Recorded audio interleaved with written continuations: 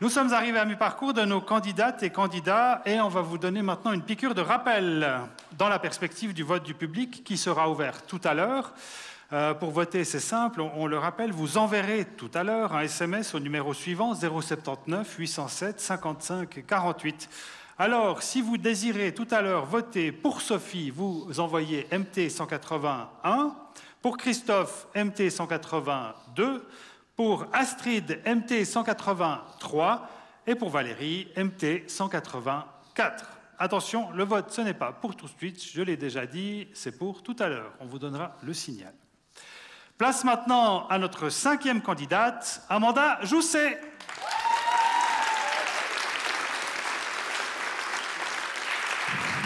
Une invitation au voyage avec vous, Amanda. Bonsoir, bienvenue. Bonsoir. Comment ça va? Ça va très bien, merci. Amanda, avec vous, nous allons explorer désormais le yin et le yang du cacao et du chocolat grâce au regard ethnographique que vous posez dessus. Vous effectuez votre thèse à l'Institut d'ethnologie sous la direction de Jérémy Fornet. Votre travail porte sur la transmission des savoir-faire dans la culture du cacao au Pérou. Et on en apprend davantage à ce sujet avec cette vidéo.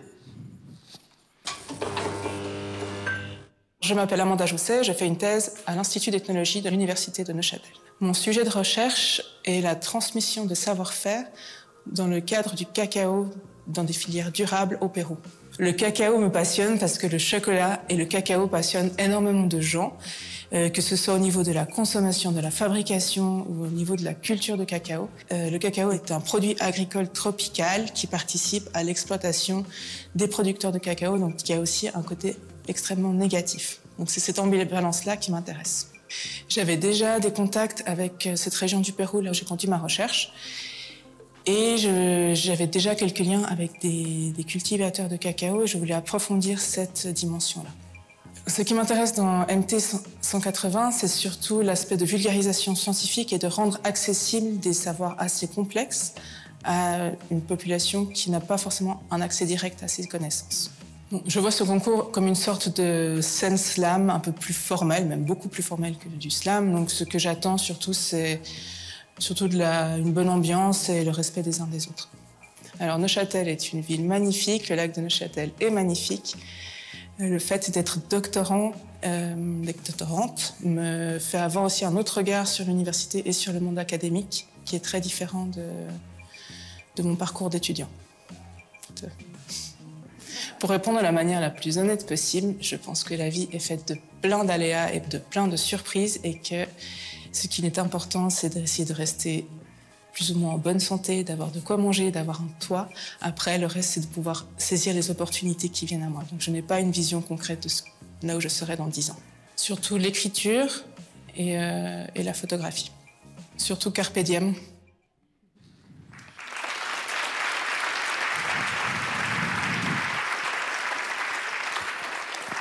Carpe diem, et oui, c'est important. Nous sommes très heureux d'être ici en la compagnie de ces 8 doctorantes et doctorants, dont Amanda Jousset.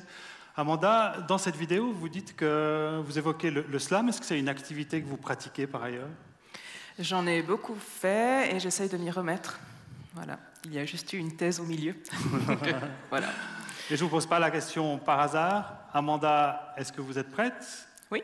La scène est à vous. Merci.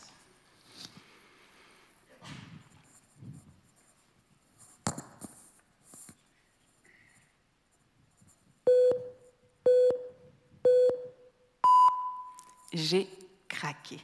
J'ai croqué dans un carré de chocolat. Cette saveur divine qui active les papilles. Et vous, avez-vous déjà fondu devant une boîte de pralinés que vous aurez offert à votre bien-aimé, votre amante, votre maman? Avez-vous senti la douceur et l'amertume qui fusionnent en vous, soulagent votre corps, activent votre cœur? L'esprit se concentre. Vous venez d'entrer viscéralement en contact avec la nourriture des dieux.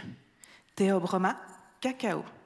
C'est le nom latin du cacaoyer, cet arbre aux longues feuilles vertes chargé de fruits, couleur de feu, jaune, rouge, orange, dont la pulpe blanche, sucrée et acidulée enrobe des fèves d'un violet foncé qui deviennent brunes lorsqu'elles sont fermentées. Originaire d'Amazonie et d'Amérique centrale, le cacao fascine très vite la bourgeoisie et la noblesse européenne qui lui attribuent des propriétés euphorisantes, stimulantes, érotiques. Pour satisfaire leur plaisir, des cacaoyers sont plantés en Amérique et en Afrique, sur des terres occupées par la force, les colonies, cultivées par une main-d'œuvre gratuite, les esclaves. Aujourd'hui, l'esclavage a été aboli et les colonies sont presque toutes devenues des nations indépendantes. Toutefois, la blessure coloniale, elle, persiste. De nombreuses marques de chocolat continuent de prospérer grâce au prix très bas imposé aux cultivateurs de cacao. Les conséquences? Des conditions de travail médiocres, parfois le travail des enfants, souvent la déforestation. Car les cacaoyers produisent bien mieux sur des terres fraîchement déboisées. Pour comprendre comment les cultivateurs et les cultivatrices sous pression vivent cette tension entre passion et exploitation, je suis allée à leur rencontre au Pérou. Ils me disent être fatigués, d'une part par des cacaoyers qui résistent mal aux maladies, d'autre part par des prix volatiles qui sont fixés dans des lieux qu'ils ne peuvent pas atteindre, la bourse de New York et de Londres. Toutefois, il existe des initiatives qui sont proposées par les producteurs, qui sont isolées mais impressionnantes, qui tentent d'apposer des points de suture sur cette blessure béante. Des chocolateries tenues par des femmes, des projets agrotouristiques, des cultivateurs devenus actionnaires.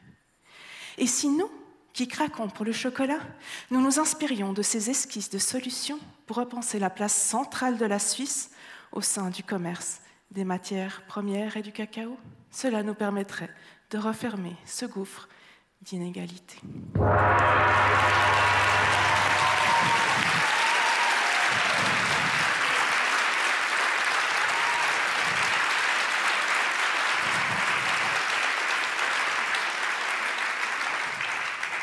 Bravo Amanda. Dans la vie, on a parfois affaire à des périodes de transition, parfois intenses, et je crois que c'est ce que vous allez peut-être vivre d'ici un mois, puisque vous partez où? Au Pérou. Vous partez au Pérou avec compagnons et enfants. Exactement. Vous allez vivre là-bas. Exactement, avec toute la famille. Et un mois avant, vous passez au concours ma thèse en 180 secondes, comme ça. Voilà, juste pour faire un petit tour, comme ça, en s'amusant, c'est bien. On vous souhaite un merveilleux voyage et une merveilleuse suite. Merci beaucoup, Amanda. Merci.